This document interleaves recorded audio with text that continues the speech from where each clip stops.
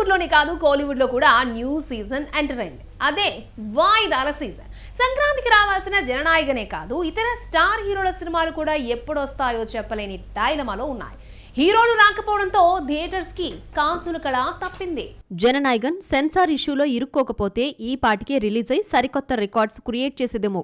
కానీ అనుకోకుండా కోర్టు మెట్లెక్కింది. చివరకు విసిగిపోయిన టీం కేసు ఉపసంహరించుకుంటోంది. సిబిఎఫ్సి కోరిన మార్పులు చేసి రీసెన్సార్షిప్ కు మూవీ వెళ్లనుంది. అన్నీ క్లియర్ అయితే ఫిబ్రవరిలోనే ప్రేక్షకుల ముందుకి రాబోతోందట.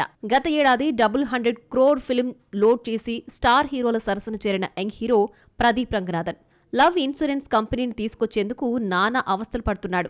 గత ఏడాది రిలీజ్ కావాల్సిన ఈ బొమ్మ ఈ ఏడాది వ్యాలంటైన్స్ డేకు వస్తుందని కాలీవుడ్లో టామ్ అయింది. కట్ చేస్తే ఉలుకులేదు పలుకులేదు.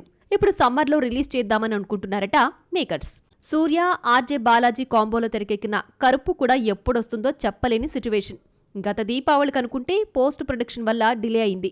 ఒకవేళ జననాయకన్ పొంగల్కు రాదని తెలుసుంటే ఆ ప్లేస్ సూర్య మూవీ ఆక్యుపై చేసేదేమో. కానీ అది రాలేదు, దీనికి ఛాన్స్ ఇవ్వలేదు. దీంతో సంక్రాంతి థియేటర్స్ బోసిపోయాయి. ఇక కరుపు సమ్మర్ రిలీజ్ అనుకుంటున్నారు.